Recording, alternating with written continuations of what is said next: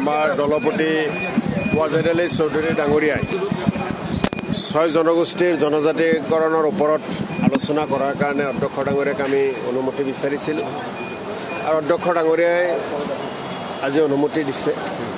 নিশ্চিতভাৱে আমি পূৰ্বৰ পৰাই কংগ্ৰেছ দলে কৈ আহিছোঁ, কংগ্ৰেছ বিধায়িনী দলে কৈ আহিছোঁ 6 জনগোষ্ঠীৰ জনজাতিকৰণ কৰিব লাগে। চৰকাৰে প্ৰতিটো মুহূৰ্ততে আশ্বাস দিয়ে কিন্তু কাৰ্যকৰী নকৰে।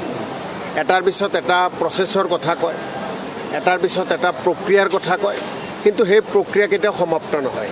কেতিয়াবা যদি মন্ত্ৰী গোটৰ প্ৰতিবেদন, কেতিয়াবা আকৌ কেন্দ্ৰীয় চৰকাৰৰ লগত কথা পতাৰ কথা কয়, কেতিয়াবা লোকসভাত উত্থাপনৰ কথা কয় আৰু কেতিয়াবা ইয়াতে 6 জনগোষ্ঠীৰ জনজাতিকৰণৰ ওপৰত কিছুদিন আগতে ৰাজ্য চৰকাৰে যিটো প্ৰকাশ কৰিছে তাক লৈ ৰাজ্যখনত যথেষ্ট প্ৰতিক্ৰিয়া হৈছিল আৰু সেই প্ৰতিক্ৰিয়াৰ পিছত তেওঁলোকে কৈছিল আমি খুব কম সময়তে ইয়াৰ ওপৰত এটা সিদ্ধান্ত ল'ম। কিন্তু আজিও ৰাজ্যখনত 6 জনগোষ্ঠীৰ জনজাতিকৰণৰ কাৰণে এই জনগোষ্ঠীয় নেতা বা এই জনগোষ্ঠীয় দল সংগঠনে বা ৰাইজে জনজাতিকৰণ বিচাৰি আছে আৰু আমি কংগ্ৰেছ দলৰ ফালৰ পৰাও আমি জনজাতিকৰণ কৰাটো বিচাৰোঁ। কিয় বিধানসভাত বাৰে বাৰে এইবিলাকৰ তথ্য দিয়াৰ পিছতো কাৰ্যকৰী নকৰে নিশ্চিতভাৱে আজি জানিবলৈ চেষ্টা কৰিম আৰু আজিও আমাৰ পবিত্ৰ বিধানসভাত কংগ্ৰেছ বিধায়িনী দলৰ পৰা স্পষ্টভাৱে চৰকাৰৰ ওচৰত দাবী থাকিব 6 জনগোষ্ঠীক জনজাতিকৰণ কৰিব লাগে। 2019 চনত কেন্দ্ৰীয় চৰকাৰে কেবিনেটত নীতিগতভাৱে সেয়া অনুমোদন জনোৱা হৈছে, ৰাজ্য চৰকাৰৰ মন্ত্ৰী গোটৰ প্ৰতিবেদন জমা হৈছে, ৰাজ্যিক কেবিনেটেও সিদ্ধান্ত গ্ৰহণ কৰিছে, তাৰ পিছতো কেৰুণটো ক'ত আচলতে সদনত উত্থাপন? তাকেই এইটো সদিচ্ছাৰ অভাৱ।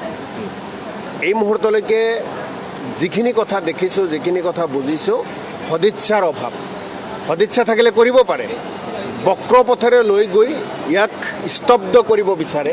কিন্তু আমি কৈছোঁ একেবাৰে যিখিনি কথা ক'ব অসমৰে 6 জনগোষ্ঠীৰ মানুহ অসমৰে, সকলোৱে ভূমিপুত্ৰ, গতিকে তেখেতসকলৰ লগত এনেকুৱা কথা ক'ব নালাগে যিখিনি কথাত তেওঁলোকে মনত দুখ পায়, কষ্ট পায় বা দীৰ্ঘদিনীয়া দাবী পূৰণ নহয়।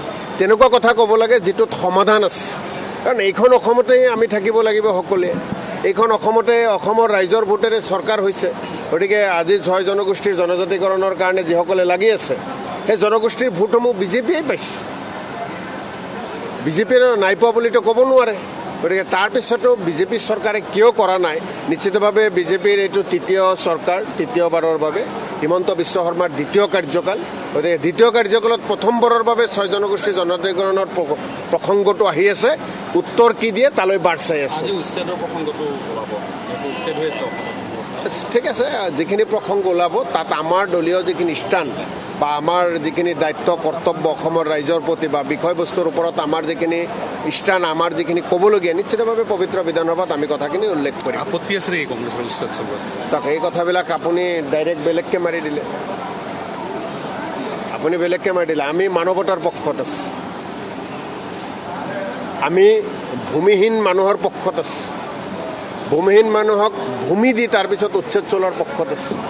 উচ্ছেদ কৰিবলৈ যাওঁতে যিখিনি নিয়ম নীতি মানি চলিব লাগে সেই নিয়ম নীতিখিনিৰ পক্ষত আমি আছোঁ। গতিকে আমাৰ কথা একেবাৰে স্পষ্ট কথা, অসমত থকা প্ৰতিজন মানুহক চৰকাৰে ন্যায় দিব লাগে। চৰকাৰে সকলোৰে শত্ৰু জ্ঞান নকৰি